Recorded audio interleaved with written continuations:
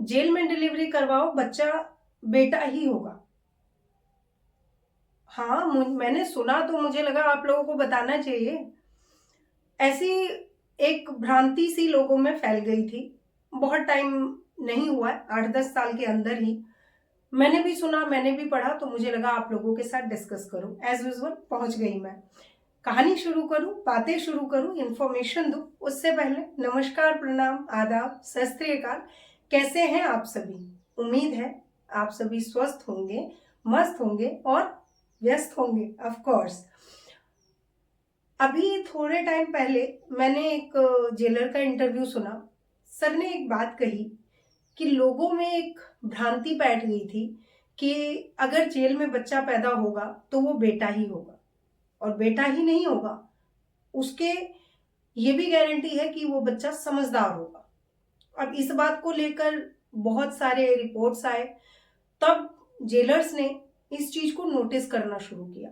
उन्होंने जानकारियां इकट्ठी की, जो डिलीवरी थी मंथली बेसिस पे, उसको कलेक्ट किया और उसे बताया कि क्या है इसकी रियलिटी। सभी लोगों से बात की उन्होंने।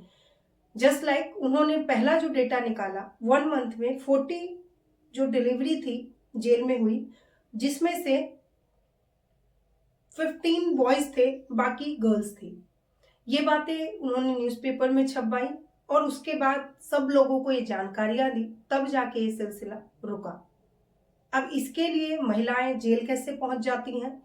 तो उन लोगों ने नोटिस किया कि महिलाएं ज्यादातर शराब को लेकर पकड़ी जाती थी, क्योंकि जिसके घर में बॉटल्स मिलती है उसे गिरफ्तार किया जाता था। तो महिलाएं अपनी डिलीवरी से 6 मंथ पहले पहुंच जाती थी जेल में अपनी डिलीवरी के लिए, और वहां से डिलीवरी लेके उनका वैसे भी पूरा हो जाता था, क्योंकि एक टाइम पीरियड होता है, उससे ज्यादा की सजा उन्हें मिलती नहीं थी। तो वो डिलीवरी करवा के अपने बेटे के साथ घर। और इस बात को लेकर समझ नहीं आ रहा था पुलिस को करें क्या। तो पुलिस ने इसके बारे में जानकारियां देनी इकट्ठी की और ऑफ कोर्स वो काम कर गई। लोगों ने इसे क्यों अपने दिमाग में भर लिया, मैं आपको वो बताने की कोशिश करती हूँ। लोगों ने एक धर्म को, कहते हैं ना कि जब कुछ नहीं मिलता तो धर्म का चोला पहन लिया जाता है, ऐसे ही महिलाओं के दिमाग में एक भ्रांति चलने लग गई थी। वो कहते हैं ना, हर टाइम पे एक चीज का फैशन होता है, एक चीज का दौर होता है। वही दौर था कि जब महिलाओं के दिमाग में एक बात बैठ गई थी कि श्री कृष्ण भगवान ने जेल में जन्म लिया था, तो वो भगवान थे, उनमें सभी कलाएं थी, वो बहुत इंटेलिजेंट थे, बहुत सुंदर थे, और जेल में हुए, जेल में हर बार बेटा ही था, ये उनके दिमाग में बैठ गया था। इस छोटी सी भ्रांति को लेकर महिलाओं ने अपने आप को जेल पहुंचाने के रास्ते ढूंढे। बहुत छोटे से रास्ते से वो जेल पहुंची और उसके बाद डिलीवरी करवाया, और फिर उनकी सजा भी पूरी हुई और वो बाहर आए। लेकिन जब आंकड़ों पर बात हुई, जब बैठ के सबको काउंसिल किया गया, तो बहुत सारी चीजें इसके पीछे निकल कर आई। अब इसमें वेरी कर सकता है इंफॉर्मेशन, थोड़ी आगे थोड़ी पीछे, लेकिन जो जानकारी मेरे पास है मैं आपको वो देने की कोशिश करती हूँ। अब इसमें एक चीज उठ के आया कि कई इसमें गरीब महिलाएं भी थी। जो बच्चा जेल में होता है, जिसकी डिलीवरी जेल में होती है, उसको 6 ईयर तक उसका पालन पोषण सब कुछ अच्छे से गवर्नमेंट करती है। दूसरा, जब डिलीवरी होती है तो फैसिलिटीज भी बेटर होती है। तो गरीब महिलाओं के लिए एक अच्छी अपॉर्चुनिटी थी, अच्छा सुनहरा मौका था। गरीब महिलाओं ने इसे इनकैश करने की कोशिश की। अब इसमें मैं सिर्फ एक गरीब तबके को नहीं कह रही हूँ, कुछ लोगों ने इसे अंधविश्वास भी दिया। दूसरा नजरिया ये भी था कि कुछ लोगों ने इसे अंधविश्वास के तरीके से लिया, श्री कृष्ण के जन्म को अपने बच्चे के जन्म से जोड़ा और फिर पहुंच गई सीधे जेल में। अब मैं एक बात यहाँ पर यह कहना चाहूंगी, ये मेरे विचार है, कि क्या जरूरी है कि हम किसी चीज को एक कहानी से जोड़कर देखें, धर्म से जोड़कर देखें? नहीं ना।